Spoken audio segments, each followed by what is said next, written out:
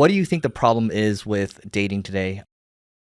Well, there definitely is a problem because This episode is with Dr. Orion Taraban. He's got a YouTube channel called PsychHacks, gets over 5 million views a month, and I believe he's just going to get bigger. We talk about man's greatest enemy, we talk about women's greatest enemies, we talk about relationships in the context of successful people. relationships are in a decline, fewer people getting married, fewer people having children. So have you thought about how this problem can be solved? Well, It's a whole host of things. We talk about the business of Dr. Orion Taraban as well and how he plans to grow. the success of the channel has been fantastic. There's not a lot of folks who are licensed professionals who do what I do. Your YouTube channel that leads to inquiries. How much do you charge for these calls? Well, it keeps going up. You're going to learn a lot from this conversation. So without further ado, let's get into it. All right. I know your name's Orion, but I'm going to call you Dr. Taraban still. So Dr. Taraban, how are we doing today? Oh, we're going. I'm doing well. Thanks for having me on, Eric. This has been great. Yeah. You have a really nice space here. Well, thank you. This is my friend's. Shout out Ryan at Upkeep. So, I've done a nice introduction already by the time people see this, but can you tell us a little bit about who you are and what you're known for, and we're going to jump right into it. Sure. I'm a psychologist in private practice. I've worked for 8 years in the field of men's mental health in particular. So my private practice was exclusively men. I've since started a YouTube channel called PsychHacks that has garnered some popularity in recent years. And I now do consultations with both men and women from all over the world on a variety of issues. Got it. And PsychHacks, by the way, just some numbers on that. So how many views are you getting per month right now? About 5 million a month at this point. And that's a combination of like shorts and longs. It is, but the shorts on my channel don't perform nearly as well as the long form episodes. Yeah. We'll go into that in a little bit. But first, I think it's a good place to start would be, we're going to talk about relationships quite a bit, but Sure. I want to talk about relationships. Maybe we'll start it off in the context of relationships for successful, quote, or slash career-oriented people. So what do you think the problem is with dating today? I'll just throw that at you right now. Well, there definitely is a problem because we see that there are fewer people getting married. There are fewer people having children, which generally, but not always, happens in the context of marriage. But there are also fewer people entering into even casual relationships. Like according to the General Social Survey, about 1 in 3 men have not had any sex in the last 12 months, which has tripled from the rate 10 years ago. So 1 in 3 men under 30 are functionally invisible in the sexual marketplace. That's a very sensitive time in the game of mating and dating, between 20 and 30, right? So we know that relationships are in a decline, which is actually kind of strange because it seems like it has never been easier with the uses of certain technologies to get into relationships. So it's a little counterintuitive, right? So there's a number of reasons why this is happening, okay? You focused specifically on successful individuals, and that is on some level part of the issue. So one dimension of this is that women increasingly are using their 20s to not prioritize getting into long-term relationships. On the whole, they're either prioritizing, let's say, fun, hedonistic pleasure like travel or short-term relationships, or their education and their career, okay? And this delays them seeking and finding long-term relationships until later in life. And this is potentially problematic for a number of reasons. First of all, the game of mating and dating shifts significantly at age 30. Age 30 is basically when the average man's sexual marketplace value exceeds the average woman's sexual marketplace value for the very first time, and it will never reverse after that point. So in their 20s, women enjoy a relative advantage in the game of mating and dating, and that advantage comes with certain privileges that, if they're exploited, make it easier to secure relationships on their terms. But if they wait until after 30, wherein the balance of power kind of shifts, they find that it might be surprisingly difficult to secure relationships on their terms. Now that the men become increasingly powerful after that point, they are able to more secure relationships on their terms. Does that make sense? Makes total sense. And so when you think about, maybe the last 20, 30 years or so, a lot more women have been going into the workplace and they've been making equal or more money than men, Sure. right? Which I think is a great thing, but there's also a trade-off there. There's a huge trade-off, which is I think that most women will only seriously consider a long-term relationship if they perceive that they will significantly benefit. I think that if it's kind of a wash, it's actually a loss because they foreclose on future opportunities that might be better. And if it's not going to improve their life, it's just like an automatic no-go for the vast majority of women. But what that means as women become more successful, both in terms of their educational attainment and their income and their lifestyles, it's harder for men to offer them a significantly better offer. And a lot of women, I think understandably, might prefer to be single and unpartnered than to be partnered with a man that they perceive to be a liability. Right. And I think you had a quote around how, I'm paraphrasing here, but how women should look at men as jobs, or maybe not should, but men do. They do. Okay, go Whether for it. they should or not. Yeah. Women generally treat men the way men treat jobs, which is on some level, they are going to enter into a relationship with their perceived best option. And that's a tricky thing because what constitutes a person's perceived best option changes from individual to individual and across time. Like, for example, some people at one stage of their career might just prioritize earning potential. Like, that's the most important thing. They don't care if they have to work long hours. They don't care if they have to commute. They don't care if they don't have a lot of influence in the company. They just want to make bank. But that might change later on in life. Maybe they have children. They want more flexibility. They want to work fewer hours. So the overall best option for employment changes over the course of a career. Same thing for a relationship. Right. That also is part of the reason why it's so hard to stay together in the long term, is because people's individual goals shift significantly over the course of their relationships. And it's hard for one person to evolve in tandem with that set of shifting priorities. Does that make sense?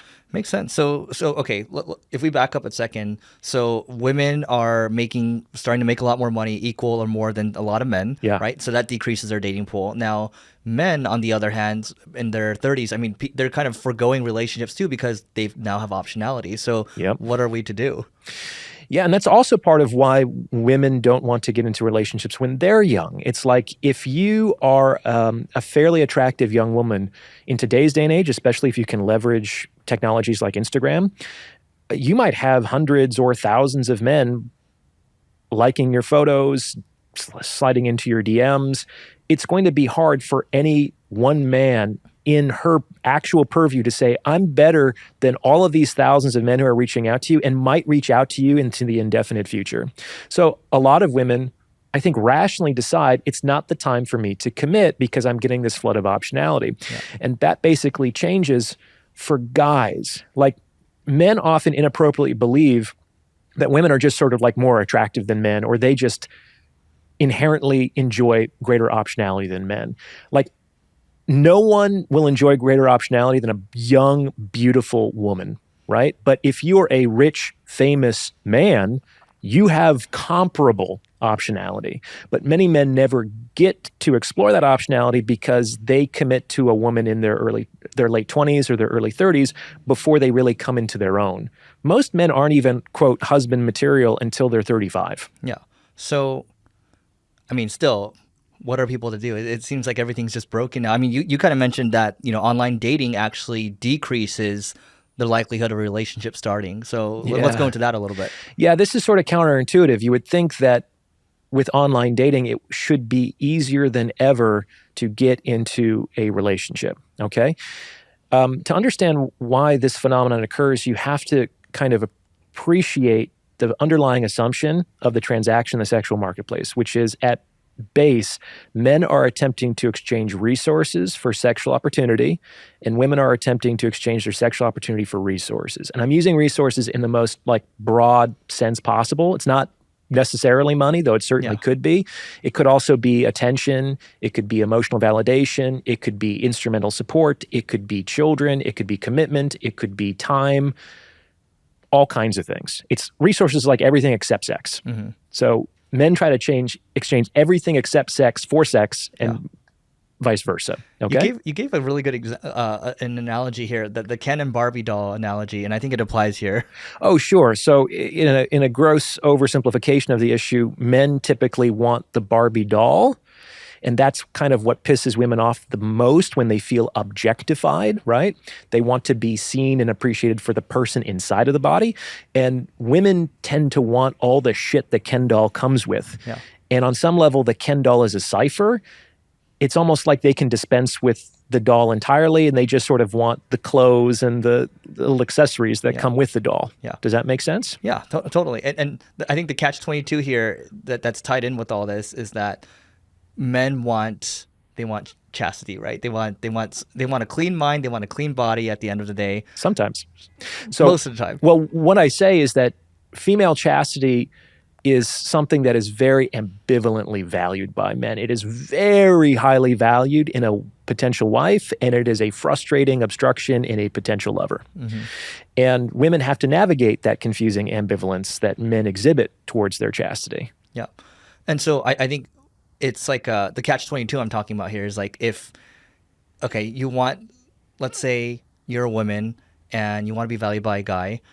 Well, like you need experience, right? But then like if you gained experience with sex, then like you're also giving up your chastity, right? Yes. I think, to be honest, it might be more important for men to have the experience than for women to have the experience. But who are they going to have the experiences with? You understand? Yeah. It's tricky. This is because women tend to choose competent men over incompetent men. And often women sort of assume that men are just supposed to know what to do with them, which is certainly not the case. You ladies don't come with an instruction manual. Yeah. You know what I'm saying? Yeah. So it takes a long time for a man to be a confident, competent lover and partner, which leads to the sort of uncomfortable conclusion that men kind of have to practice. Yeah. Makes total sense. And by the way, like when you think about your content, who do you are you helping more men? Are you helping more women? What do you think it is? Most of my audience is men. Yeah. But I try to put the episodes on PsychHacks to be beneficial to both men and women. Mm-hmm. And this, I think, is different from some of the other content creators in the space that cater exclusively to men. Mm-hmm. I think that women have to be part of the solution. Like, I don't think that any solution that only serves men and doesn't serve women is likely going to be a solution on the population level. We have to include women as part of the solution. We shouldn't be fighting each other. No, certainly not, but that's what's happening. Yeah. Hey, let me answer your question about the online dating, yes. Okay? So why it tends to lead to the decrease. Like I said, men are attempting to exchange resources for sexual opportunity. Women are attempting to exchange sexual opportunity for resources, okay? So let's look at what happens when a guy sits down with a dating app. Within his subjective experience, it's one of him and an infinite sea of women, okay? So what he's basically thinking is, I'm in high demand relative to a inexhaustible supply, which means, rationally speaking, there's going to be a woman out there in that sea of infinite optionality who is willing to transact her sexual opportunity more cheaply. And he's correct. There will be a woman out there. And so what that does in his perception is it drives down the perceived cost of the sexual opportunity. And that leads to the fuckboy phenomenon, which is that men are increasingly emboldened to just say, hey, are you going to put out? Because I know that there's somebody else out there who will, and he's right, okay? By the same token, what's a woman thinking in her subjective experience? She sits down with the app. It's one of her and an infinite sea of men. So she thinks that she's in high demand with an infinite supply. So in that case, it's a seller's market.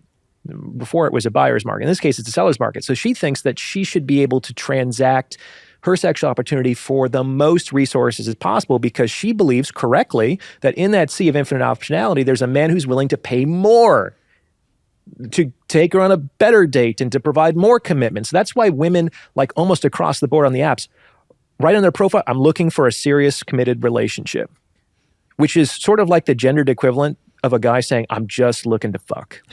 Or I'm looking for a generous man. Could be that. Yeah. But the point is that the market value of a serious committed relationship, all things being equal, is exceedingly greater than the market value for any given sexual opportunity. So it's not a symmetrical request in terms of the economics. The sex is cheaper than the commitment. But because of their subjective experience, men and women are both doing the rational thing on dating apps. But what that is leading to is a larger and larger gap between the valuation of the same thing, the sexual opportunity, to the point where it's becoming increasingly difficult, if not impossible, for them to actually negotiate and form a relationship with each other. Because the guy thinks he should get more for less, and the woman thinks she should give less for more. Right. So have you thought about how this problem can be solved? Well, you might want to get off the apps, or at least use apps for certain purposes and not others. So I've been thinking a lot about this, and I don't know if there are any pure solutions to this problem. I think there are only trade-offs. One of the things that I was thinking about, how old are you, Eric? 37. Okay, so I'm 41, so we're close to the same age. Maybe you remember this. I remember when I was young in this country, there was a lot of talk in the mainstream media about how the nature of business and the professional world was changing. People didn't work for one company anymore. There were no pensions that were given. Companies didn't take care of their employees like they used to. And by the same token, employees were disloyal and they were just mercenary. They would hop from company to company just looking for the best deal. No one had any kind of professional loyalty anymore. Do you remember something along those lines? Okay. Nowadays, it's almost unheard of that one person is going to stay with one company for the rest of their career. Or it's unheard of that a company will offer the kinds of pensions and benefits that they offered even 30 or 40 years ago. Right. I think, according to the most recent statistic I read, a person will have 12 different jobs in the course of his or her career, but I expect that's even greater in the advent of the gig economy. The gig economy has disrupted a lot of industries. It's created some problems, but it's also created greater optionality and has solved others. Do you understand? Yep. It's like it's not a complete positive or a complete negative. We could probably argue whether it's a net positive or negative, but that's what we're dealing with. There's trade-offs, right? So I think, realistically speaking, we're going to be heading in the direction of, let's say, gig relationships. Oh, go on. Well, we have to understand that we don't have a lot of good models for relationships. Like on some level, it's marriage or hooking up or nothing at all. And that doesn't work for a lot of people. And the way that we kind of approach marriage in this culture is, I call it a hyper-conflated idea, because we want lots of different things. We want a legal contract. We want a religious commitment. We want cohabitation. We want co-parenting. We want a passionate lover. We want a best friend. And other people might want a therapist or a mommy or a daddy or a personal chef or a maid, all kinds of things, right?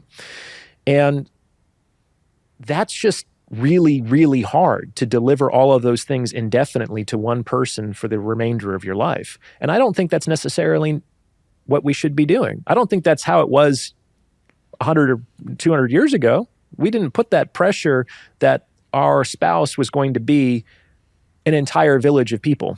Do you understand? So it could be that we can grow up a little bit, mature, and be able to say, hey, there's an opportunity here, which is with the kind of dissolution of traditional relationships, maybe we can construct new versions of relationships that serve the needs and desires of the actual individuals involved in them, as opposed to just trying to fit the individuals into this one-size-fits-all template of relationships. I think I understand what you're saying. I mean, there's multiple jobs to be done, just like in a workplace. But what do you do about the mother of your children? What do you mean? So, like, let's say you are, a man. A lot of people aren't going to like that I say this, but like there are at the end of the day, a lot of entrepreneurs that I know, you could say maybe 50% or more end up having some type of affair, right? At least the ones that I've met over the years. It's the ones that admit to them. It's probably even higher than that. You're absolutely right. And people are not going to like me saying this, but it's true. And so it's like, okay, well, the mother of your children probably wants you to stay loyal, doesn't want you to like mess around, but unfortunately, I think a lot of guys want to mess around, right? Well, sure. That's part of the reason why they worked so hard and delayed their gratification and became high status and successful, whether they're conscious of it or not. It's like I once read an article, I think it was in Time magazine or some, circulated periodical. And the author, a female author, was expressing her dumbfoundedness over why so many like presidents and magnates and successful men cheat. And it's like she totally didn't get it. It's like the men became successful in order, not necessarily to cheat, but in order to have access to more and more attractive reproductive opportunities. And on some level, that's why I often recommend that men try to hold off making that long-term commitment as late as possible, because they're generally, all things being equal, unless they fuck things up, they're going to have more and more attractive opportunities with women as they age, as they increase their status, their prestige, and their wealth. Okay? Yep. And then they can make a determination as to, well, I can choose my best possible option, or I can enjoy my optionality, just like those young women did when that man, potentially 15 years ago, asked that girl to be his girlfriend, and she said, no, I'm just not ready to have a relationship yet. Right. It's kind of for the same reason. Yeah. It's tricky. Like, marriage is many things to many people. But I will say that in some cultures, it's just sort of expected that men have mistresses. In France, in the Far East often. I'm not saying it's right or wrong. I'm not making a moral determination. I'm saying that it happens. And in some cultures, there is an attitude of tolerance around that. As long as everyone kind of knows their place and understands the privileges and responsibilities afforded to each. Yeah. So do you think the concept of monogamy is maybe outdated? Some people are wired for monogamy. Other people, not so much. There's a concept of being monogamish that I think, I didn't invent that word. I think that might have come from maybe Esther Perel, but don't quote me on that. Monogamish is the idea that I can be 90, 95% sexually exclusive, but attempting to be 100 is probably going to lead to too much temptation over a long enough timeline, and it will lead to lying, cheating, and the dissolution of the relationship. So why even do that? If I know that I can't deal with that over a long enough timeline, why put my neck in the noose? So I will give you this 90, 95%. I'm not going to embarrass you. I'm going to be safe. I'm going to be responsible, but don't begrudge the 5%. And the fact of the matter is, though they might not publicly admit it, if your 95% as a man is significantly better than 100% from the other men that woman could potentially transact with, she's not going to like the idea, but she's probably not going to cut off her nose to spite her face.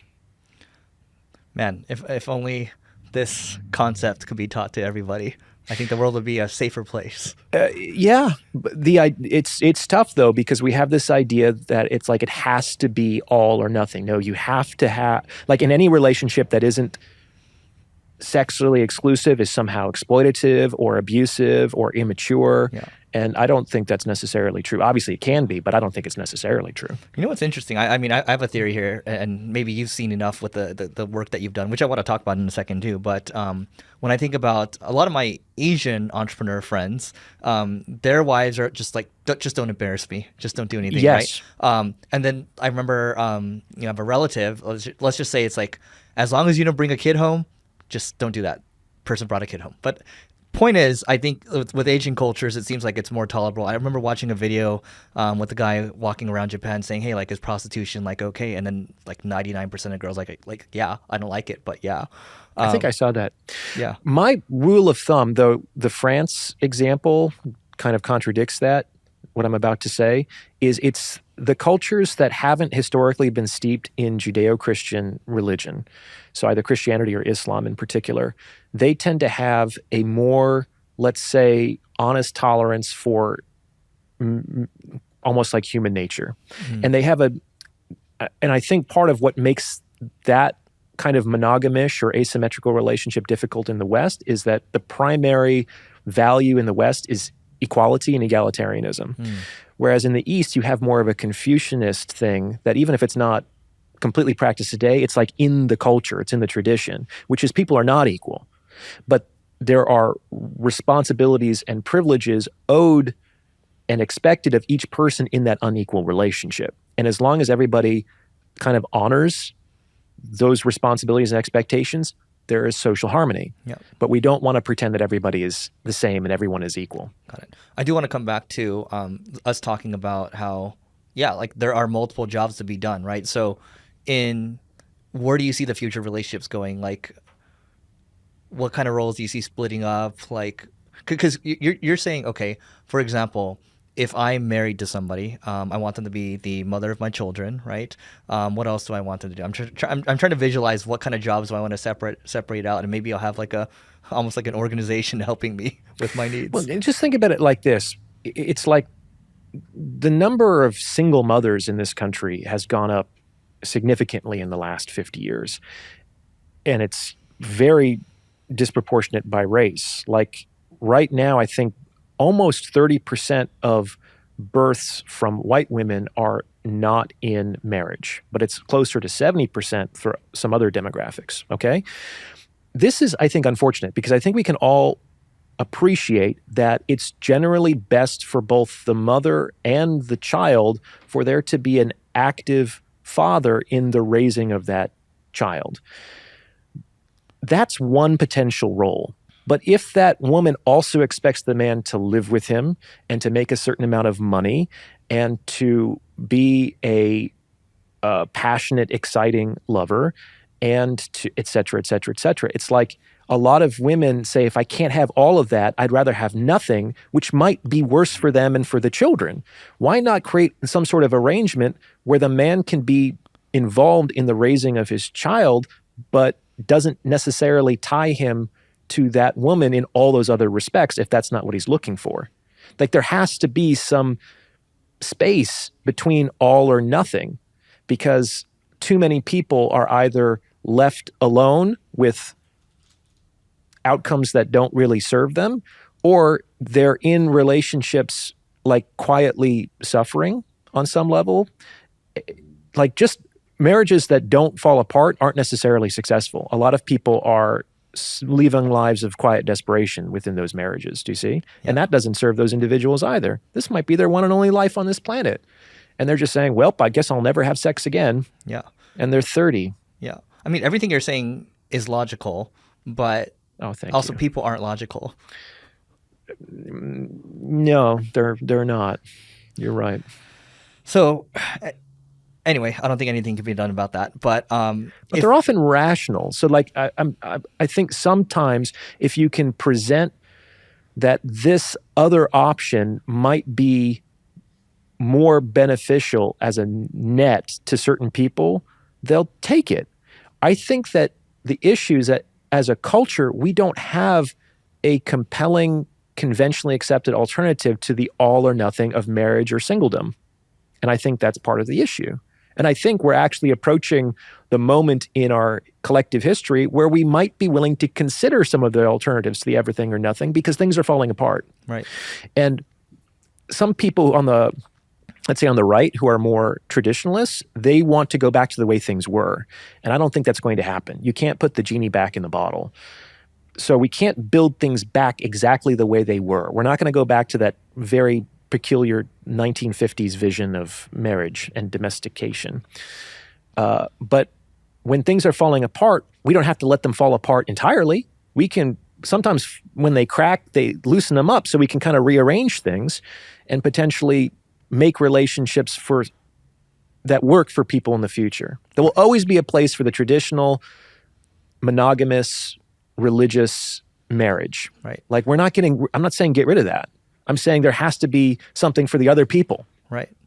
I feel like you've thought about this a little bit. So I guess my question for you would be, Orion, how do you, like, if you wanted to splinter responsibilities off or your desires off in a relationship, what would that look like in an ideal world for you? For me personally? Yeah. I'm somebody who needs a long leash and a lot of space. So I get along best with women who are emotionally stable, who are independent, who are self-sufficient, and who are, let's say, either more securely attached. If a woman is looking to have a lot of together. I'd rather also have fewer interactions at higher quality than more interactions at lower quality. Like, I really am scared of ending up in the situation where the both of us are just like sitting on the couch and she's on her phone and I'm watching the TV and we're not interacting with each other, but we have this like togetherness, you see? So I need a lot of space. I don't know if I can live with a woman, to be honest. I've tried to do that in the past. It's extremely difficult. Like, there's a reason why people tend to not live with their parents. Like, you can love somebody more when you don't live with them. Right. You know? 100,000%. Yeah. Are you an only child? No, I have a younger sister. Oh, I'm an only child. I'm like, yeah, I can't imagine. It's tough sometimes saying, yeah, you're going to live in the same place It is. with Some me. people are easier to love at a bit of a remove. Yeah. 100,000%.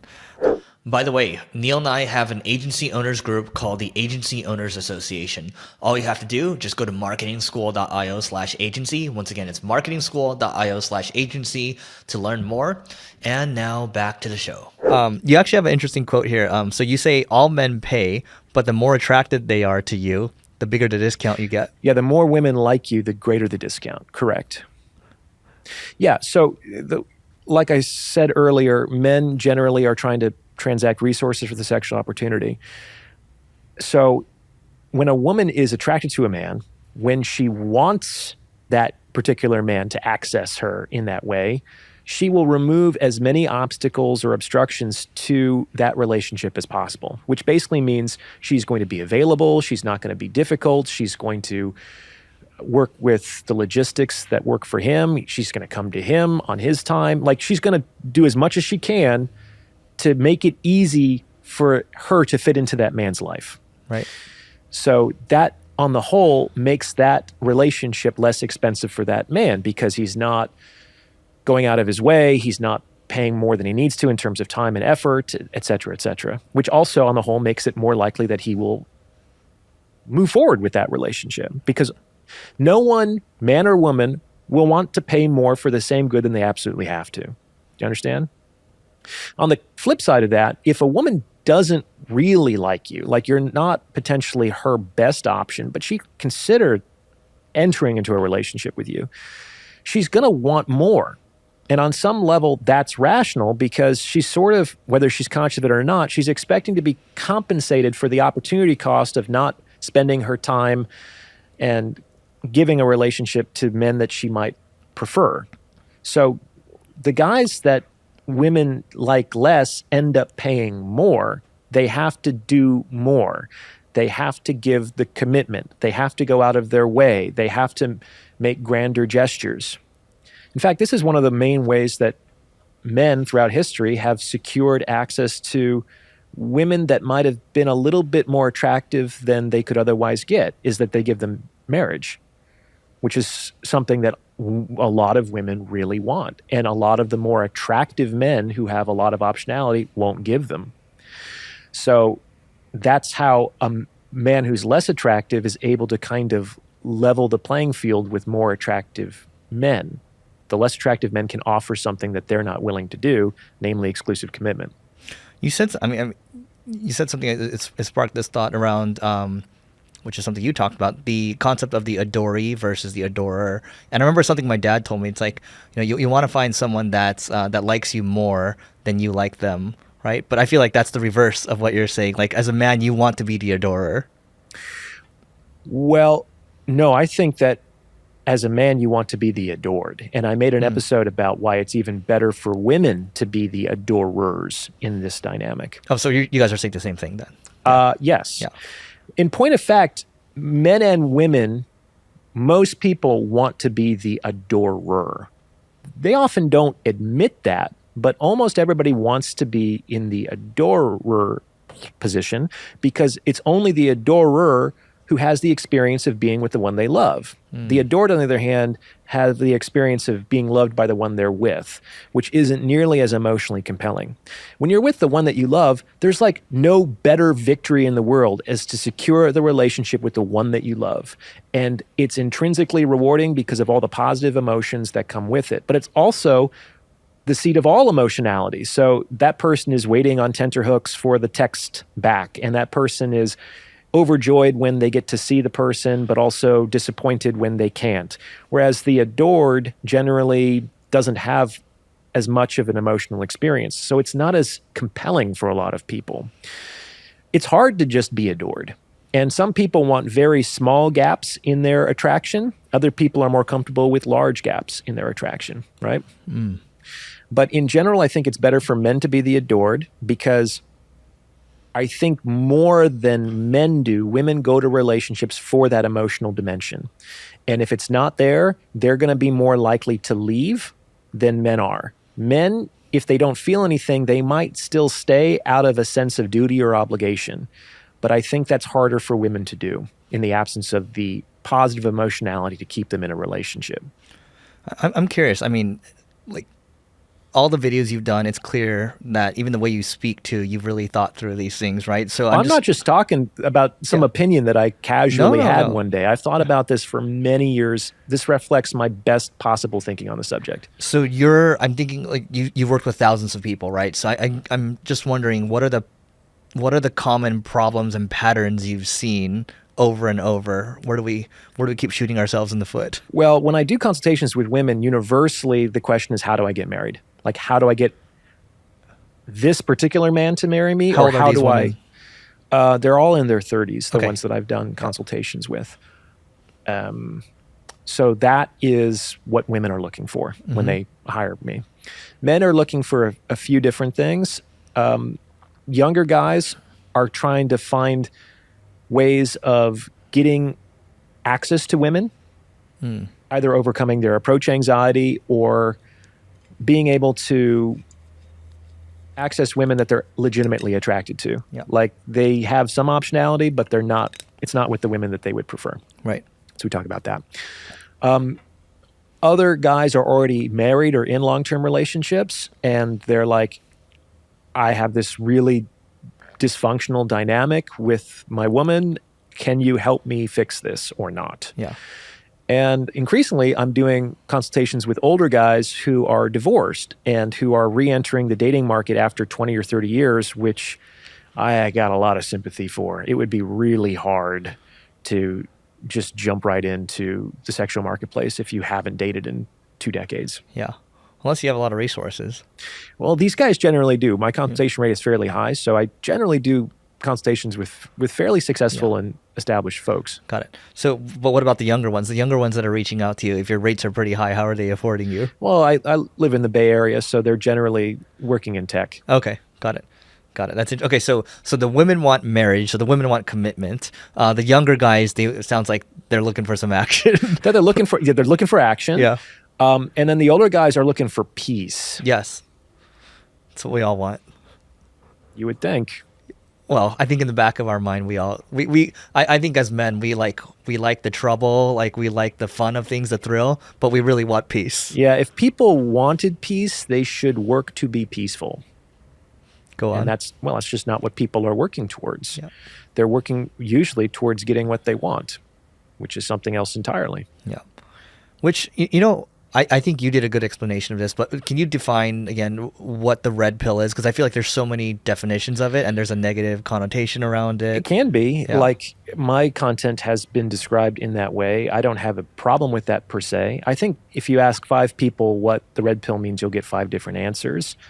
And I definitely don't think it's pejorative, though there are content creators in that space who can be very extreme. I wonder, though, to be honest, to what extent they actually believe some of the things that they say, if they're just doing it for views or for sure. It's exposure. the second piece. Yeah, I don't know. I haven't met a lot of those folks personally, so I can't speak to it. To my mind, the red pill is understanding what works, how to actually attract women, and how to have harmonious, effortless relationships with them. It's not what you think should work. It's not potentially what you want to work. It's what actually works. And I think that you can think of the red pill as sort of like a practical set of strategies within a specific worldview that says, if you want this is how you can operate most effectively in this space. Does that make sense? It does make sense. And so why do you think successful women date mediocre men? Do they? I think the ones that I know, some do date higher, but it seems like if a woman's making like $1 million, $2 million a year or so, it's going to be really hard for her. Yeah. I mean, we also talk about that. So one of the primary drivers of female selection, especially for a long-term partner, is hypergamy, is that women generally want men who are older, taller, stronger, richer, higher status, etc. If a woman's making $2 million a year, her hypergamous pool of potential mates is very, very small. If you go with what I said earlier, it's not even that the guy needs to be making $2 million, because on some level, she might need to significantly be benefited from that relationship, which means maybe even $5 million or more. And a lot of those guys are either already taken or they're not interested in settling down. Now, there's another way of approaching it. So why might these successful women get involved with, as you put them, mediocre men? Well, it's using the law of marginal utility. So some women are able to arrive at this state, and the kind of economic realities begin to mute their hypergamous tendencies. And if you have $2 million, the marginal utility of another $100,000 is very, very small. Yeah. So that diminishes proportionally in a woman's selection criteria. And she might therefore prioritize other things that a woman that didn't enjoy her financial success would not. Does that make sense? Yeah, I've actually seen this in a couple scenarios where the guy becomes a stay-at-home dad, and then the woman holds all the cards, and the women's actually put into their masculine, which I find is my mom was put into that before. She's like, yeah, I would rather be feminine, but when I put into my masculine, I'm just like upset the whole time. It's interesting to see. Yeah, and I've also seen that myself, and they often behave, these women, like the kind of men that we typically revile in our culture, which is that they'll get the man to stay at home and take care of the kids, and once they reach a certain age, they cut them loose, which is generally what most women find most despicable in certain men, is that once they become successful, and after the woman has raised his children, after she has devoted her youth and her fertility and the best years of her life to him, then he divorces and goes off with the 23-year-old secretary or whatever it is. But women can do that as well. Yeah. I think it's actually a function of power as opposed to really a gendered bias. Yeah. Brad here actually had a good question. The question is, so let's say this, not gender doesn't come into play here, but if you're a successful person, how much should your partner make? Oh, well, I don't know. I mean, can you define success? Let's go with the $1 million. So you make $1 million a year. Mm-hmm. How much should your partner make? Yeah. I don't know, man. I think it depends on what your goals are. Well, I mean, my answer is who cares? So, well, I think there might be a reason to care. Like, one of the things that it just speaks to the point that we were just discussing. According to the family lawyers that I've talked to, the women who are most litigious in the divorce process are housewives. Because these women forewent so much economic opportunity, potentially, at least that's what their argument is, in order to clean the house and raise the kids or what have you, that they feel justifiably entitled to as much of that man's resources in the divorce procedure as possible. Mm-hmm. And I think you can make an argument for that, sure. Sometimes when a woman has her own means,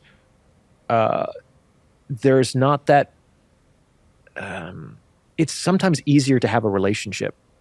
There is this vibe in the red pill space in particular, especially among the tradcons, where they just want the 1950s housewife.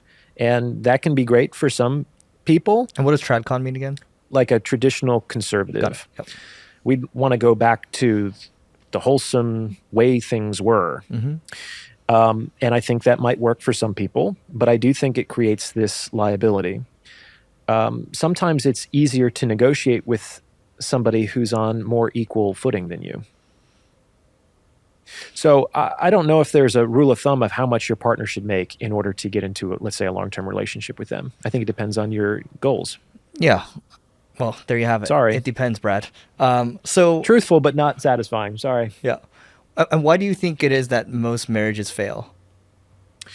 Well, I think most marriages fail. Oh, this is going to be a good one for a number of reasons. One touches on something that I said earlier, which is that marriage has become too many things. In my opinion, marriage is fundamentally a very humble institution. It was not designed to support being married to a co-parent who's also your best friend and also your mistress or your passionate lover, who is also your therapist, and et cetera, et cetera.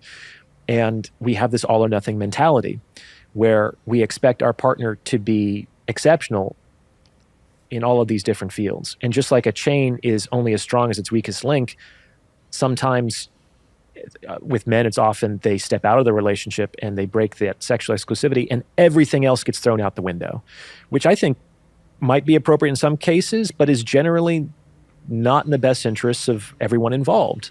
It's like, why not potentially get rid of that weak link and see if there's enough strength in the rest of the chain? So that's one reason, is that we want our partners to be too many people, and that has to do with the fact that we don't really live in communities anymore and we don't have an extended kinship network nearby. And so it's like the nuclear family is now an entire village, and that's not something that is very sustainable. Another thing to keep in mind is that the value of a partner changes over time as our goals evolve, and the value of a partner also changes as a function of them giving us what we want. This is a really difficult reality emotionally for people to deal with. But think about it like this. When is a plumber more valuable to you? Before he fixes your sink or after he fixes your sink? Yeah, before. No one continues to pay the plumber after he fixes the sink. Like, you'll pay him once for the job, but then it's like you don't want him to stick around. You're not going to keep paying him. Yeah. And on some level, he became less valuable to you because he did what you wanted. That's really tough to deeply emotionally appreciate. That it's the natural tendency for people to value those less as a consequence of discharging our expectations and desires. Interesting. And that's, of course, what we want in a relationship. We want someone to give us what we want. But then once we have it, we want them less. Yeah. Ah, shit. Well, also That's expectations rise too. That could be. Now, the counter argument is people might say, no, Ryan, that's just being very mercenary about the whole thing. People can have gratitude for the good that you've done. It's like, yeah, to an extent. Like, the game doesn't run on gratitude. Like, you can't bank on something that you did 20 years ago to keep a relationship together. Well, kind of. Yeah. So it's like the way that relationships work is people constantly have new needs and wants, and they're constantly expecting their partners to fulfill them. And if they don't for too long, then the relationship becomes inappropriately expensive, especially relative to other potential optionality that person has. So then it sounds like the solution to have a successful marriage might be to negotiate this stuff up front and be very clear about what your wants. No, unfortunately not. No. Because a lot of the things that are transacted in an intimate relationship don't lend themselves well to that kind of explicit negotiation. Like, you can't negotiate desire.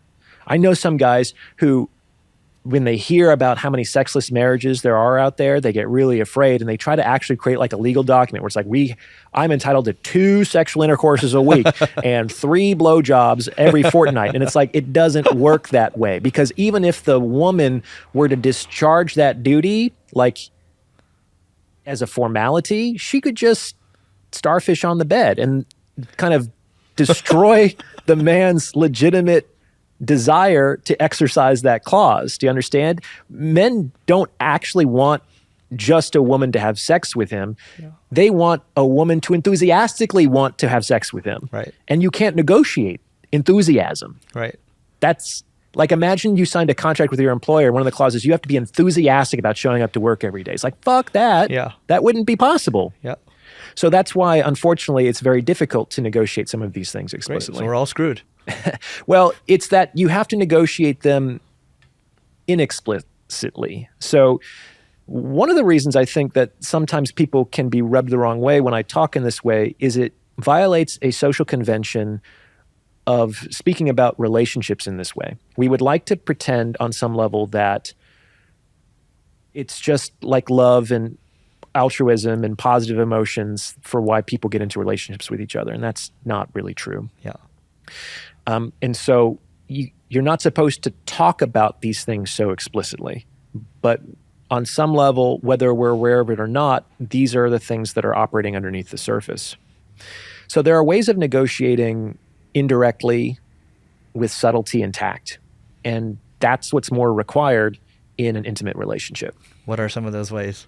Well, I talk a lot about that the fundamental game of human relationships is negotiation. And what's fascinating about this game is that no two games are the same, even if they're played by the same players. Like if we were to talk today, our conversation would be different than our talk tomorrow. You know what I'm saying? And on some level, we can't predict how this negotiation is going to go ahead of time. We just have to respond on a moment-to-moment basis to the new stimuli that are coming out as a response to what you're attempting. So you can't make like prescriptions and say, this is how you negotiate. You can't follow a script. You can't just say, use this strategy, it always works. That's a lie. Mm-hmm. Certain things will work more often than others on more people, but nothing will work on everybody all the time. And as soon as somebody figures out like kind of your game, the game changes. And that strategy isn't going to work anymore. So unfortunately, I can't tell you like what to do. Yeah. But in my forthcoming book, I talk about a number of those strategies that might be useful at different moments at different games. Yeah. Well, let's talk about that book real quick. This is a good segue into it. Sure. So what are some of those games? What is the book about? Well, the book is called The Value of Others, and it's understanding relationships through the lens of behavioral psychology. So, I'm sorry, through the lens of behavioral economics. Behavioral economics. So one of the fundamental premises of the book is that people enter into relationships with their perceived best options. Kind of hard to argue with that. It's like if somebody could get a better deal with a more attractive option, they would take it. What if you always think there's always going to be a better option? Well, then you don't commit, which is a big issue in today's Yeah. society, right? And so in that case, the perceived best option is out there in the sea of illusory infinite potential, which I talk about in the book as well. But if you accept that that sounds reasonable, that people enter into relationships with their perceived best option, then that means that at the heart of all relationships is the perception of value. And perception is a psychological phenomenon. It's not objective. People perceive reality very, very differently. And so you have to understand how people perceive to make sense of relationships. And there's also the transaction of value, which is subject to certain economic truths and realities. So you also have to understand the way that people negotiate and deal in value to understand relationships. If you have the psychological and the economic, you can understand almost everything about relationships. Got it. So this book seems like it's intended to help both sides win. Oh, sure. Because I'm not, on some level, a game that can be won once and for all is bad game. Can you imagine if like one day men won or one day women won? It's like that would the game would be over. It gets boring. Well, it not get boring. No one could play anymore. Like once somebody wins, the game is over. So no one can ever win once and for all because we want the game to go on for as long as possible. Infinite game. We want an infinite game. Right. And that game will continue to evolve and the rules will change. Some of the laws will basically stay the same. But we want a game that can't be won. And also on some level, a game that is hard to lose because we want the players to kind of engage with the game as long as possible. especially because this game, the game of mating and dating, is connected to life and the perpetuation of our species. Like we don't want any side to win. We want the game, life, to go on for as long as possible. And it seems like the game's pretty broken right now. Yeah, but again, that's also the opportunity, right? Right. Every crisis is an opportunity. Right. There are a couple content creators in your space, a couple psychologists out there. What are some things that other people say that you just disagree with? To be honest, I don't follow a lot of content on social media. Smart. I don't have Twitter or Facebook on my phone. Like, I publish shorts, but I actually don't touch those platforms myself. I have somebody kind of put them out there. Right. And when I watch maybe one or two folks on YouTube in the space, and I mostly agree with what they have to say, which is why I like to follow them. Yeah. And the rest of the stuff I watch on YouTube are like ASMR videos or people, getting hurt in slightly funny ways. I love it. I like the honesty. What do you think man's greatest enemy is? So you're referring to one of the episodes I did. So with respect to the sexual marketplace, his greatest enemy is cowardice. And a lot of men are becoming increasingly afraid of women for a number of reasons. They're becoming increasingly afraid because of the Me Too movement, and they're afraid of being perceived as sexual predators. They're afraid of being recorded and embarrassed and canceled as a result of their sexual attraction to women. And to be fair, men can be unintentionally creepy or weird about communicating that sexual intent to women. Mm-hmm. In my experience, having approached thousands of women in real life, I've never had a woman take offense at that, but I think it has to do with the way that you approach a woman as opposed to like what exactly you say or do. Right. Okay. So there's that, is that men are afraid of approaching, and they're also, I think, increasingly afraid of taking a leadership role in their relationships. What do you mean? I think that because of the way that they've been raised in our culture, men are raised to think that a marriage or a relationship should be an equal partnership, like the 50-50 relationship. Men were raised that way. Women were raised that way too. Got it, both sides. Yeah. Yep. And I think that when men try to exercise that, they're trying to give women what they think that women want. When they are like deferential, it's like, oh, it doesn't really matter to me. What do you want to do? Or let's discuss this. A lot of women actually want a man who is leading the relationship on some level because they want to be able to look up to that man. They'll feel safe to the extent that they're confident in his competence to direct the relationship. Not all women, but a lot of women. And when men are afraid of stepping into that legitimate authority or leadership, not because they're necessarily men, but because they are competent and they have experience and they know what they're doing, they can have better outcomes. I think it goes back to the thing you said around how the ideal situation would be if the woman looks at the man like it's their job, because they're looking up at that point. And it sounds like in that scenario, the man is able to lead better. Yeah, the problem comes, in my opinion, where the argument is the man should just be in charge by virtue of the fact that he's a man. Like if I were a woman, I would probably have a problem with that. That would be hard for me to deal with. Mm-hmm. I think one of the ways to kind of approach this is to understand that like the person who knows should lead. And it behooves a man to know.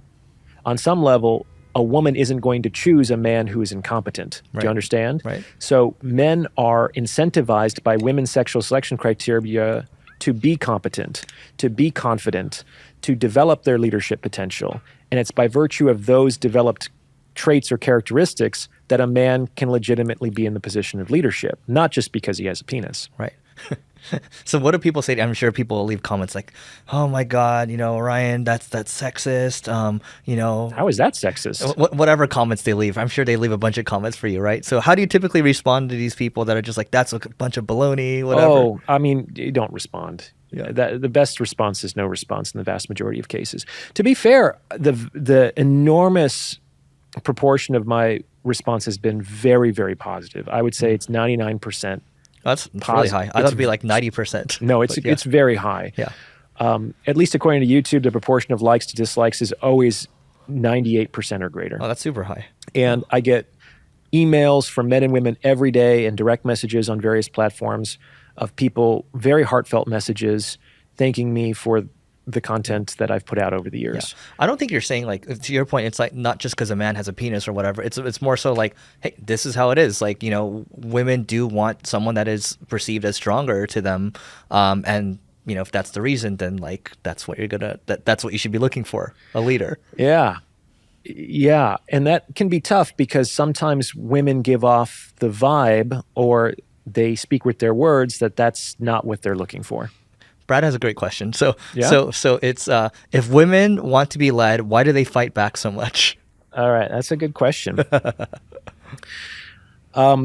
So the reason why a woman might fight back against a man's attempt to lead the relationship is she's not yet sure you can do it. So if she was already very sure, she wouldn't be fighting you. But in the vast majority of cases, a woman isn't sure yet.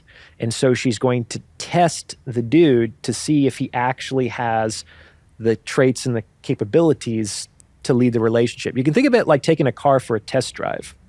When you take a car for a test drive, a couple things are true. One, you're a fairly motivated buyer. People do not test drive for fun. They don't just say, I got nothing else to do. I guess I'll go down to the Honda dealership. You know what I'm saying? People test drive cars.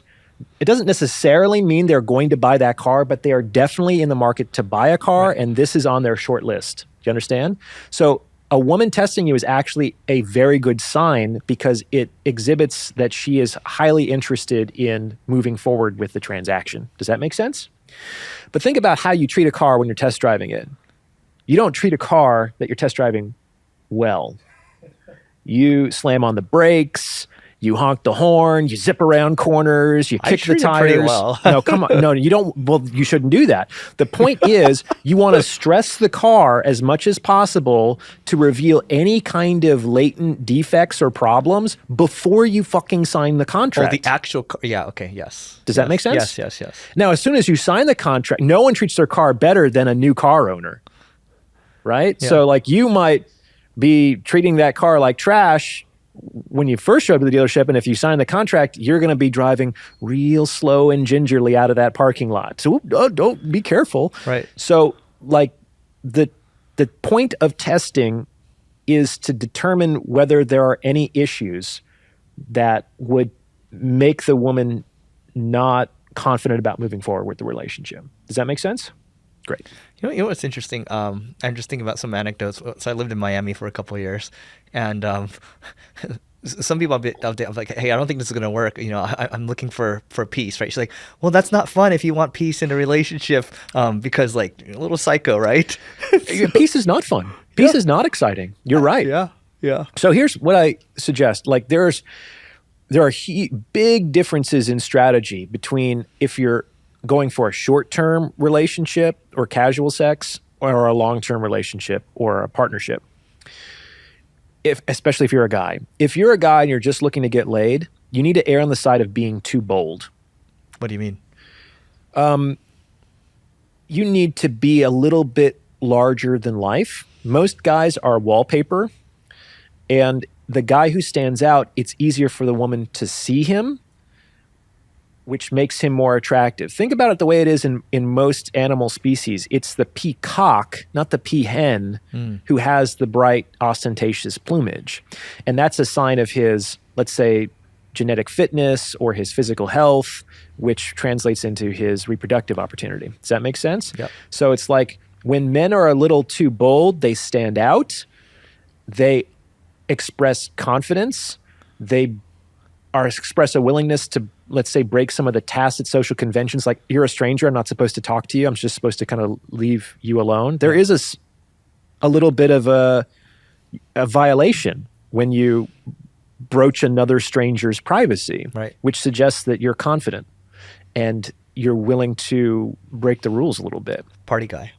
So boldness works for short-term relationships. It communicates, I want to do this. I'm motivated, and women respond emotionally to boldness. Like, it gives them tingles. Like, they feel something. If it's a man that they're not attracted to at all and he's bold, they'll feel something. They'll feel disgust, but they will feel something. You know what I'm saying? And if you can make a woman feel something, you can generally move her in the direction of a sexual relationship. On the other hand, if you're a man and you're looking for a long-term relationship, you should err on the side of being too boring.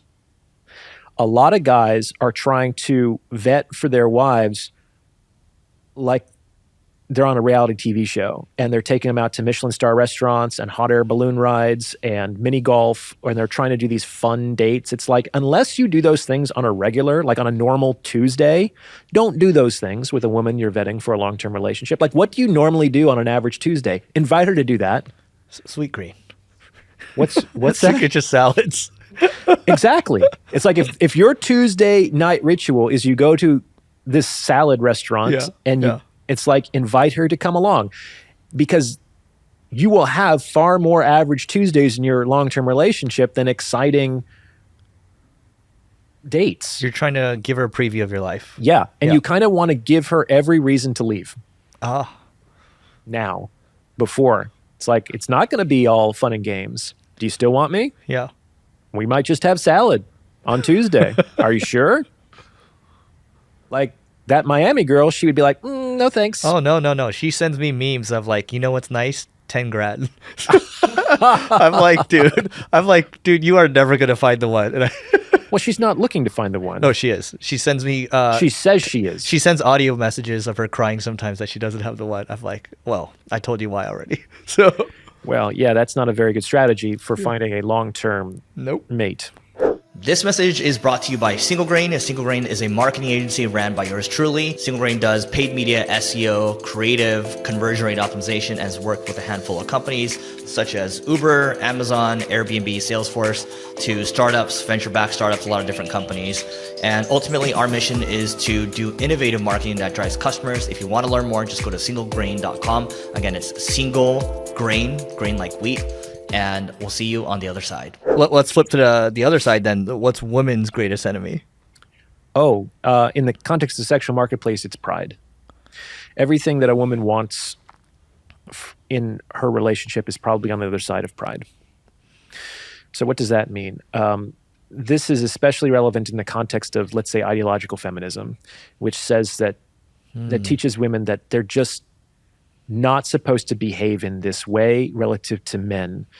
And unfortunately, a lot of the things that ideological feminism prescribes are the things that men most want from women in sexual relationships.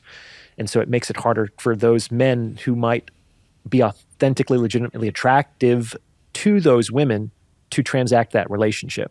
What are those things, by the way? Ideological feminism. Well, what are some of the things that... The things that they want in ideological feminism? That it would be inappropriate for a woman to do domestic chores, for instance, or that it's somehow less than if she just wants to be a wife and a mother. Like the belief of ideological feminism is a woman is a boss bitch and she should be able to have everything, which it just isn't true. Like, nobody can have everything, because getting anything requires generally giving up other things. If anything, just time and opportunity. When you choose one path, you foreclose many other paths, and it's very difficult to have everything. Trade-offs again. It's trade-offs. Yep. And unfortunately, like I said earlier, a lot of women do things, in my opinion, in the wrong order, in that they prioritize, let's say, their career in their 20s, and then once they become financially established, they turn around to saying, okay, now I want to have kids and a long-term partner at 35, when it's much more difficult to get that. On the other hand, if they were to prioritize potentially getting a husband from 20 to 25, and when they reach 35, they feel like they've missed out on being an employee, they could probably re-enter the job market. Yep. But at 35, if they've been an employee their whole adult lives, and they feel like now they are missing out on motherhood, it's harder. This is not a value judge. That's just like the reality of the situation. It is what it is. Got it. And how does this connect with pride? To suggest to some women that they can't have everything is heard as a lack of faith or support or caring, or potentially that you're antagonistic or a bad faith actor who is misogynistic and oppressive. Yeah. Have you been called that? I've been called misogynistic once, but it's the issue with the feminism thing, and I've talked to some women about this, is like, to my mind, you should try as much as possible to keep politics out of your house and certainly out of your bedroom. There's a lot of women out there who kind of believe that they're carrying the banner for all women in the context of their private, intimate relationships. And they were never asked to do that. It's too heavy of a mantle for any one individual woman to carry, and they don't need to die on that hill. Like, they are not securing a victory for womanhood by treating the man that they're in a relationship in certain ways. So based on what you said about ideological feminism, do you think that has mostly backfired? Well, so there's different phases of feminism, right? We could say we're on fourth wave or progressive feminism, and I do think that has gone a little too far and has backfired for the vast majority of women, correct? But some of the earlier phases of feminism make a lot of sense to me, and I don't have a problem with. What are those things in early feminism? Oh, so, I mean, for example, Virginia Woolf, who is probably the only author I've read who's used the term patriarchy that hasn't like made me want to roll my eyes. She makes a lot of excellent points. And one of them is functionally that if a woman is to be a writer, she needs her own money and a room of her own, which is absolutely fucking true. Like, there's no way a woman is going to write a novel if she's just cleaning the house and raising kids all day. So the fact of the matter is that until women became a fully enfranchised economic and political entity in society, they could not really secure equal footing with men. That's absolutely true. However, not every woman is going to write the great American novel. Do you understand? It's like not every woman is going to be Mary Curie or Virginia Woolf. So you need those things to do those things. But those things may not be what every woman can do or will do or wants to do. So that's part of the issue. Understood. You mentioned the word equal footing. I mean, the way I look at things is equal opportunity is good, but like you said, there are no solutions, only trade-offs. So yeah, I'm all for equal opportunity. I don't have a problem with that. Yep. You have an interesting definition for successful men. So what is the definition of a successful man? Can you help me with this? I have a definition for success, but what's the People want more shit from you. Yes. So here's the thing. So another fundamental premise in my book about the behavioral economics of relationships is that relationships are the medium in which value is transacted. People go to other people because they want things from them. That's why people are both a problem and a solution. They're a solution if they have the things we want and are willing to give them to us, and they're a problem if they don't have the things we want or they have them and they won't give it to us. And it's actually hard to tell who's who. So that's why people are a problem until they prove otherwise, okay? So this also helps to explain why some people seem to be awash in optionality when it comes to relationships of all kinds, whether it's professional relationships or friendships or sexual relationships, and other people are just hapless and luckless. The people who are awash in relationships are not the good people. They're not the virtuous people. They're not even the loving people. They're the people that other people want things from. If you have more of what more people want, you will never be alone. These people will have to deal with you on some level, and they may even compete for the opportunity to deal with you. So the reality of life on this planet is if you want to have relations with other people, you need to have things that other people want. That's the secret. Yeah. And we all want something from each other at the end of the day. Sure. And there's nothing wrong with that. And I think we need to also grow up and mature and accept the fact that, yes, we have wants and needs and that we can transact for them maturely in our adult relationships. And the flip side of that, that's really antithetical, is just thinking that you are intrinsically valuable. Mm-hmm. Like, just for being who you are, you deserve to be loved, you deserve a job, you deserve a ring, it's like, no one deserves anything on some level. Like, people, men and women, aren't owed shit from life. Right. So you have to earn it. And how do you earn the optionality? By cultivating value that other people want. That's the other part of it, man, because you do a lot of marketing and sales, right? Yep. Like, in order for a business to be successful, it can't just do something. It has to do something that their customers want, right? Any business that has the arrogance to say, well, my customers should want to buy this and they're wrong for not buying this, is going to go bankrupt very quickly. Mm-hmm. But there's a lot of people in the sexual marketplace who behave that way. No, men should want this, or women should want what I have. And it's like, no, if they should, they'd be banging on your door. Yep. They clearly shouldn't, because they're not there demanding a relationship with you. I think one key thing to hone in on too is transactions aren't necessarily, to be transactional isn't necessarily a good or a bad thing. It kind of just is. And I think there's a negative connotation around, oh, this person's too transactional.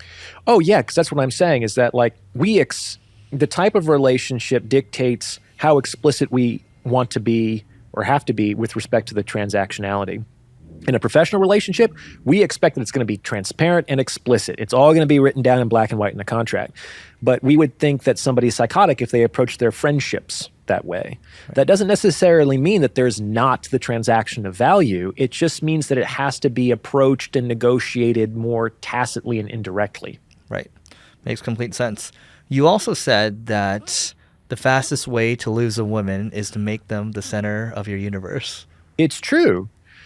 Because when a man does that, he puts her effectively in the adored role. He puts her on a pedestal. And when a woman is on the pedestal, it robs her of the opportunity to have that emotional experience that comes from being the adorer. It robs her of the experience of being with the one that she loves. And that's a hard place for a lot of women to be. Some women will feel comfortable there, but a lot of women won't. And generally, what happens is, like I said earlier, women want all the shit the Ken doll comes with, right? And so this is actually why the best dating app in the world right now is Instagram. I was going to ask you about that. I'm taking a little bit of a detour here, but this is how it works. The best dating app in the world right now is Instagram, because you can functionally create a curated peephole into your lifestyle. So nowadays, if you like a woman, go up and don't ask for a number, exchange Instagram handles. Yep. And what she's going to do is she's going to snoop on you. And if you've played your cards right, she's going to look at your pictures and they will have created an emotionally compelling narrative of your lifestyle. And she's going to imagine what it might feel like to be next to you in those pictures, having those experiences. And that's what sells women on the possibility of a relationship. It's a lifestyle proposal. It's like all the shit the Ken doll comes with, right? And that's, if she resonates with that lifestyle, which doesn't necessarily need to be bankrolled by a huge bank account. Like, you can have emotionally compelling lifestyles without spending any money. It's harder. How so? Well, I guarantee that there is a guy right now who is unemployed, living in his parents' basement, who's going to have sex tonight. Go on. He might be a musician. Yeah. You know what I'm saying? Yeah. And he might be that kind of like emo, misunderstood artist that a certain type of woman is going to find irresistible. Do you understand? Yeah. So he doesn't give her anything materially, but he's able to evoke a certain emotional responsiveness in that woman. And he does this by being moody or artistic or misunderstood. Does that make sense? Yeah. You know what's interesting? So when you said Instagram is the best dating app, I was like, yeah, it is absolutely the best dating app for women. But when you put it in your context where it's like, yeah, well, the men, you're curating a lifestyle, like that makes sense too. It's so much easier for women because it's such a visual medium. And for better or for worse, it's so much easier to just be visibly attractive as a woman than to demonstrate that you're competent or interesting with pictures. Right. So, and that also creates this discrepancy where a lot of these beautiful women have hundreds of thousands of followers. Like if a guy has 5,000 followers on Instagram, it's a huge deal. Yeah. It's a huge deal. Yeah. I'm curious, what do you curate on your feed? I don't do that. You don't? Yeah, I don't. I guess I could, but Yeah. I don't have the time. Got it. Here, I'm going to move on to the business of Orion Taraban in a second, but Oh, sure. Here's a good line. Why do men date strippers, prostitutes, etc.? Oh, I think I know where you're getting at, but I'm going to answer the question that you actually asked. So why do men spend time or date strippers or call girls? My attitude around actual prostitution has changed as I've matured and become more successful. I used to believe, and this is definitely still the case, that the men who used prostitutes just couldn't get sex otherwise. And there are certainly men who use those services for that reason. However, the more successful a man becomes, the more expensive traditional dating becomes for him. Prostitution, even high-priced call girls, become cheaper than going out with a normal woman. Why? Okay, like let's say a guy is a corporate lawyer who bills at $1,200 an hour, which is a fairly average rate for a partner in major markets.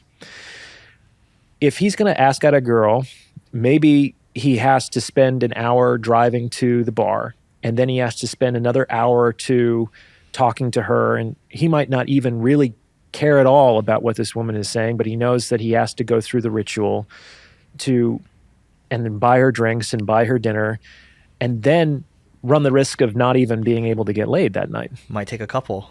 It might. Yeah. So in terms of the opportunity cost, because if this guy is really successful, there could be a lot of other women that he could have been spending that evening with, between the drinks and the travel and the dinners, but really the time, that evening, which couldn't very well not have ended in sex, might have cost that man thousands of dollars. Yep. And the time Whereas, well, especially the time spent and the opportunity that could have been spent with somebody else that could have led to a satisfying sexual encounter, if that's what he was looking for. Mm-hmm.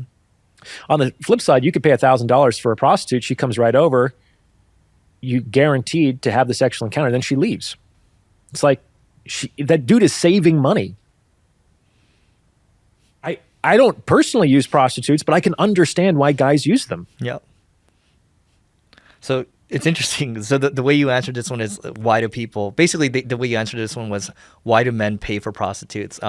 But I wanted to ask, because this came from one of the videos that you did, why do men end up dating strippers and prostitutes? Maybe the question you want to ask is why do men sometimes end up falling in love with these women? Yes. Why do men fall in love with prostitutes and strippers? Yeah, this one's kind of wild, especially for a lot of women to appreciate. But like every month I do consultations with guys who legitimately fall in love with escorts and strippers.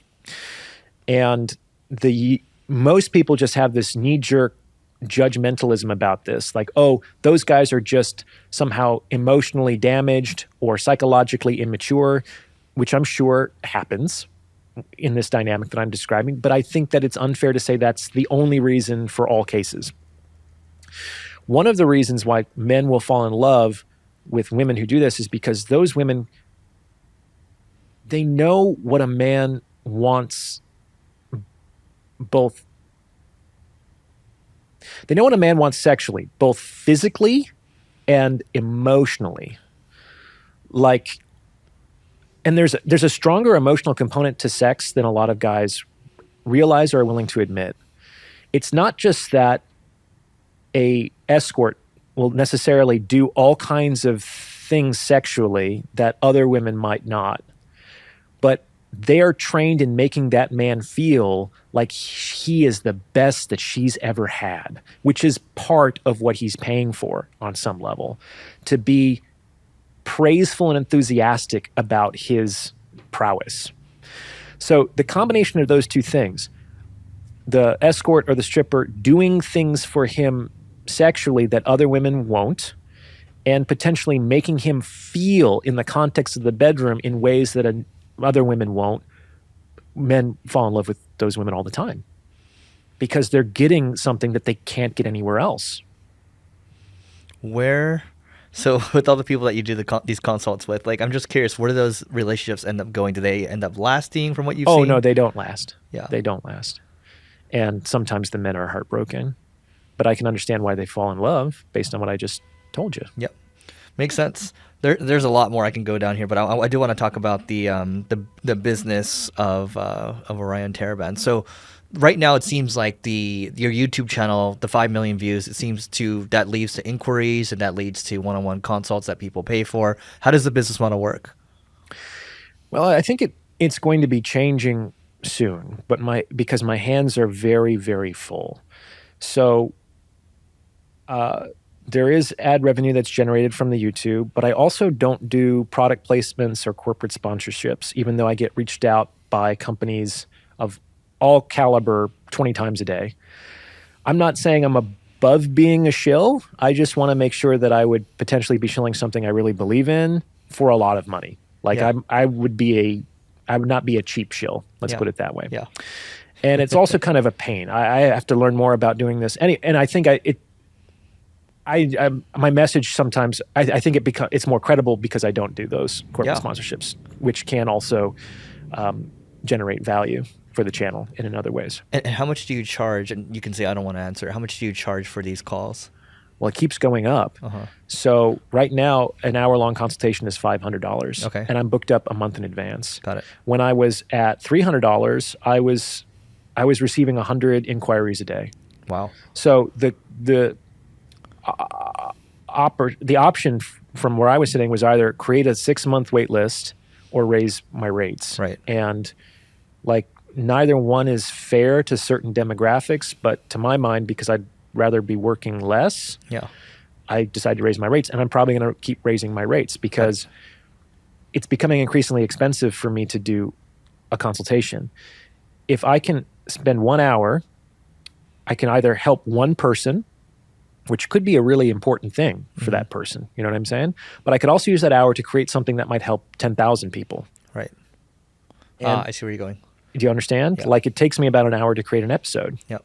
And if I'm using that hour in this way, I'm not using that hour in this way. Yeah. So not just in terms of the raw income, but in terms of the influence and the mission of what I'm here to do, which is actually to try to help as many people as possible, it is becoming increasingly difficult to sell my time piecemeal that way. Right.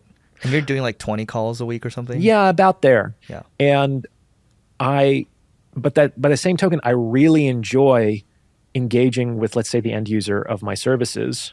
And it serves as inspiration for my content. Like the things that I talk about are problems that I see and hear people dealing with every day. That's how I know that these episodes are relevant. It's not just me sitting in some apartment somewhere dreaming up more content about relationships. Right. I deal with people who are suffering and struggling with these particular reasons, and I try to offer actionable solutions to those problems. Got it.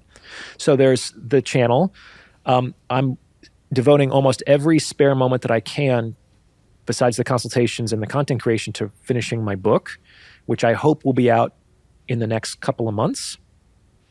And that will also potentially create more passive income, which will free up more of my time to take a look at other revenue opportunities. Got it. So you might potentially do like group coaching in the future. You might you might even start an agency in the future where you have a bunch of people helping you, or like a practice. It's not an agency, it's a practice. Oh, I thought about that. Yeah. Like one of the things that I get requests from every day is people saying, hey, I live in Tennessee. Hey, I live in Florida. I love your stuff. I'm looking for, and I know you're not taking clients anymore or patients. Do you know any therapists in my state who are aware of some of the things that you're talking about and have a speciality with working with men? And unfortunately, I don't. Yeah.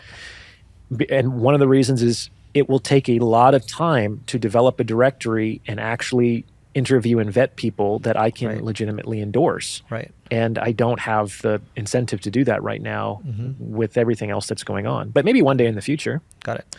I also might create like an online course, or more of a community, Yep. a structured community. Yep.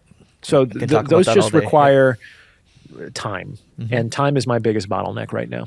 Got it. Yeah, because you're very much you're in it right now. It sounds like you're enjoying it, but you're love capped. it. Yeah.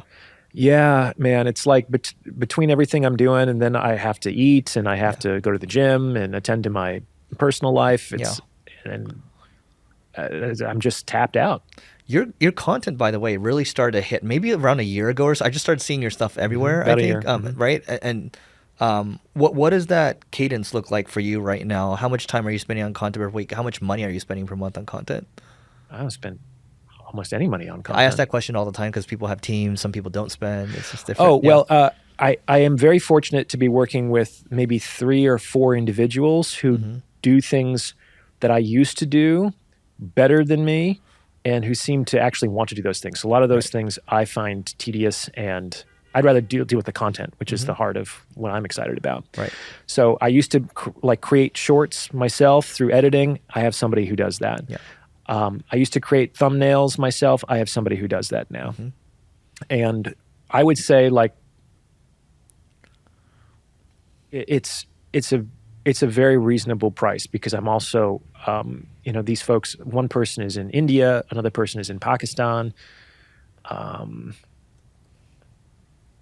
another person is in Nigeria. They do great work, and I think I compensate them well for their markets. Yeah. But the overhead is very small. I'm just Probably I'm just a guy with a camera, and I'm creating value with my words and ideas. Yeah. And it's only going to get better too, because it's just the beginning right now. I hope so. Well, I think it's great already. So, what is the vision with the business? What's the 10-year vision? Where do you want it to be? How do you see it going? So let me talk about why I started PsychHacks to begin with. Sure. So I started PsychHacks about 2.5 years ago, because I had been working in private practice for a number of years, and I felt like I was fairly effective. I felt like the people that I was working with were improving their lives and getting what they wanted. And that was very satisfying. The issue, on some level, was there were 30 people in the world that I was helping every year. And let's say that that's no small thing. If you can actually instrumentally improve the lives of 30 people, that is a big deal, right? So let's not minimize helping 30 people. But my sense of it was that these 30 people weren't different, essentially, from most people. You know what I'm saying? So if the same ideas or interventions might help these 30, they might help 30 million. And I thought it was something of a shame, if to the extent that these things were helping people, to just limit it to these 30 people. And in therapy, it's hard, because on some level you're not allowed to talk about what you do, right? And so you could be the best therapist in the world and only 30 people know, and that's kind of a shame, to be honest, especially in a space where people who don't have those sort of professional licensings and accountabilities can just turn on a camera and say whatever the fuck they want. Yep. And that may or may not be true, and it may or may not be good for the majority of people, right? So on some level, being a professional hampers me in the social space, because I'm not as free to talk in ways that people who aren't psychologists can. Does that make sense? Yeah. Well, I would also say, my counter argument, I guess, would be that, because of your experience, you have better stories to share. And this has nothing to do with your professional piece, but the way you articulate yourself is, I think that helps a lot. Like the people that articulate themselves well, they seem to grow a lot faster. I have a very strong command of language, and I also have rehearsed a lot of these explanations a bunch, not like at home in front of the mirror, but I have seen the same problem clinically hundreds of times. Yeah. And so I've refined the response to it over hundreds of iterations, and that's what generally gets put on the channel. Got it. So I started this, it might sound a little quixotic or idealistic, but to try to reduce the amount of unnecessary suffering in the world, because people are suffering in a myriad of different ways all over the world, and generally people suffer due to ignorance. If people knew better, they would do better. So to the extent that there's any kind of enlightening information in what I put out there, it should help people to understand And when people understand, they don't suffer as much. Makes a lot of sense. So it seems like the 10-year goal would be just help as many people as possible. Yeah, and to potentially, I also maybe more selfishly wanted a seat at the table. I started PsychHacks during the COVID shutdowns, and I was living in San Francisco, and it was a very isolating experience for me. And then I actually moved to Napa, which was like, it's a beautiful place, but as someone in their late 30s, I felt like I was in a retirement community. Right. So I have there's one person I know in Napa. So, and you're still there right now? Yes. Got it. So I was seeing people. I knew that there were people out there that I was intellectually excited by and that I emotionally resonated with because I could read their books or experience their content. And I was like, I want to talk to those people. The great thing about having like a fairly successful social media channel is that like we can sit down and have an interesting conversation on the pretext that we're going to record it. Yeah. Like if the podcast wasn't happening, I doubt you would have called me up, Eric, and said, hey, you want to just like have a beer and talk about relationships? No. Yeah. But now here we can talk about relationships under the pretext or the pretense that, not the pretense, but the pretext that we're doing this for the channel. And so we kind of kill two birds with one stone. And now I get to meet you and I get to have this interesting conversation about something I actually care about. And so it gets me involved with like the people I've been able to meet as a consequence of the success of the channel has been fantastic. Yep. It's gotten me access to the people who jive with what I'm putting out there, as opposed to just the people who are around me by accident. A lot of them could care less about the things that I think about. That's one of the great opportunities inherent in the social media technologies, which is that if your friends and family and your neighbors are into your thing, it's like by some fortunate coincidence. So there's this technological opportunity to be able to like basically stand up and say, this is what I'm into. And people from all over the world can listen to that and say, I'm fucking into that too. And you can come together. It's really amazing. And so what have you learned about the importance of attention in the last 2 years? Is it more valuable than money? They've said that. I've heard that said, that attention is, I'm sure there's a pithy way of putting it, but it's like, it's a more valuable currency than Some money. people say attention's the new oil, it's the new gold, whatever. But I mean, even the things you're saying, like, I've also heard that people like buy personalities. They don't buy products anymore. Like a personality might be a new brand. Let's put it that way. I think that might be true too. Well, that's what I'm saying. Like any psych offering that you have to help people, people will just buy because there aren't many psych influencers out there. No, there's not. I mean, there's a lot of people who deal with pop psychology. Let's put it that way. But there's not a lot of folks who are licensed professionals who do what I do. Right. Because it also requires a host of skills. Like so I actually have worn three main professional hats in my life. I have been a psychologist and a therapist, but I've also been an actor. Oh, I didn't know that. Yeah, I got my start as an actor, a theater actor in New York City. Cool. I went to Tisch and was in a conservatory for my undergraduate. And I've also been a teacher for 20 years. And those combination of things, I think, make me really good at YouTube in particular. You need to be able to exude to the camera. You need to understand how to engage an audience, and that's part of being an actor. You also have to learn how to package potentially complex information in a way that sometimes remedial intelligences can understand. That's being a teacher. You have to teach at everybody's level. Yeah. And so one of the challenges of being a good teacher who has to deal with a myriad of skill levels in his or her classroom is how can I say something that's true on as many different levels as possible? And I try to do that with my work. Like if this is your level of understanding, what I'm saying is true, but it's still true if this is your level of understanding. Like there are different levels of comprehension that people can have. Right. And information or knowledge that simultaneously can satisfy as many different levels of comprehension, that's wisdom. That's powerful. And that's what I aspire to. Got it. I love that. Speaking of love, this will be the last part before we close out here. Why does I love you? Oh, so can the phrase "I love you" mean different things? Yeah, I'm thinking of doing an episode about this. Where's this question coming from? Can I ask you that? From one of your episodes. Did I do an episode about this think you already? did. Oh, I've done so many episodes now. Jeez. So yes, I'll speak from my own experience. I have been told I love you many times in my life. And I do believe that some of those times when I was told I love you really meant I love you. But I would say that the majority of times it did not mean that. I love you can mean a lot of different things. I love you can mean don't leave me. I love you can mean don't be mad at me. I love you can mean tell me you love me. I love you can mean like forgive me.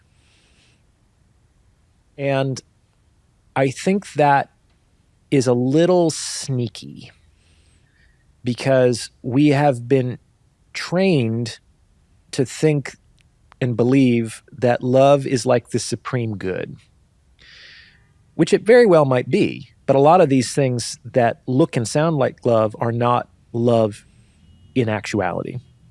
But when they appear under the guise of love, it's harder to insist that, no, I actually want an apology. Or I can love you, but I don't want to be in this relationship anymore because it's toxic or dysfunctional. Or if you have a need, I'd like you to be willing to directly ask me as opposed to trying to indirectly manipulate me into doing what you want. So, but if you just say, well, I love you, and that should be enough, or that's what's greater than that, like it obscures and mystifies all of these real human needs and desires that don't get satisfied or fulfilled. Manipulation. Well, everything is sort of manipulation, dude. It's fair. I mean, part of what I do as a teacher is manipulation. It's like Inception. I have to go into your mind and basically put a new idea in there. Yep. Manipulation has a negative connotation, but it just means to handle skillfully. I like that too. Like to manipulate surgical tools. Right. And so what is your definition of true love? So I've thought a lot about love because I've been very confused by love in my life for some of those reasons. Like people would say that they loved me, but it didn't feel like they loved me. And it took me a while to figure out, what they really meant was don't leave me, or what they really meant was don't be angry. Oh, okay, now I get it now. So love is a really misunderstood concept. Let's just take what Jesus famously said about love in some respects. In one respect, he said that we should love our enemies. Like using a conventional definition of love, how the fuck is that possible? Like if we consider love to be a suite of positive emotional experiences, how can we love our enemies? It is not possible to authentically feel positively about somebody who wants to kill you. Like if you are feeling that way, you're psychotic. That is not the healthy, normal, organic response to that kind of dynamic or information. And yet Jesus says that it's possible to love your enemies, which might mean, in my opinion, that love has nothing to do with the positive experience of emotionality, like the experience of positive emotions. Otherwise, it wouldn't be possible to love your enemies, right? So love has all these different components to it. And so one of the things I did was I went through all of the different dimensions of love, and I said, if this has another name, it's not love. Like, for example, there's a whole definition of love that's like passion, that's romance, that's excitement, that's lust, that is sensuality. Like all of those things have different names. You can have those things without love, and you can have love without those things. Therefore, love cannot be those things. Do you understand? Mm-hmm. I also went and said, okay, well, there's also the love that's like companionate and gentle and kind and loyal. It's like, but all of those words have different names, and you can be those things without love, and you can have love without those things. So like love cannot be those things. And so I continued to subtract all the things that go by other names from our cultural definition of love. And the thing that I ended up with at the end that doesn't have another name, that seems to be The necessary and sufficient condition of love is that it's the humiliated self exalted. Like, we don't even have one word for it. But love is almost like a positive embarrassment. It's the willingness to sacrifice anything for the good of the loved one, even if it means my own happiness, even if that means my own life, even if that means my wealth. It's like I'm bashing myself for the good of the other if necessary. Like you do it for your kids, if you had kids. Potentially, though, parents should be careful about that, because that can just create this guilt reaction in their kids if they're being perceived as being martyring. Another way to think about it is that it's like the giving tree. Do you remember that book by Shel Silverstein? I don't think we read that in high school. Maybe it's definitely not a high school book. No, it's more like an elementary school book. Definitely didn't read it. A boy grows up and there's the giving tree, and throughout the boy's life, he comes to the tree for things. First, he's hungry, so the tree gives him his fruit. Then he needs to build a house, and so he cuts down the limbs to build the house. Then he needs a place to sit, so he cuts out the trunk. Basically, the end of its life, the giving tree, is a stump. But that's the end result of love. The end result of love is to be thoroughly and exhaustively used by the loved one. Like, you can see that in the love of Jesus. If you believe the Christian mythology, he sacrificed his life for the good of humanity. It's like that is the ultimate consequence of love. What that also means is why love generally doesn't work in relationships.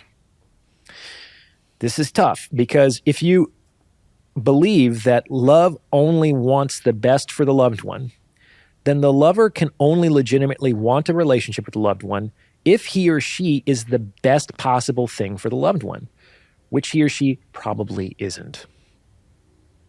They're probably not. Most people are not the best option for most people. That's a sad thought. But the fact of the matter is, it actually opens the door, because you don't need a relationship to love. You can love without a relationship. If you only needed a relationship to love, it would be sadder, because there's a lot of people who don't have relationships. To love is to be used. Yeah, it is.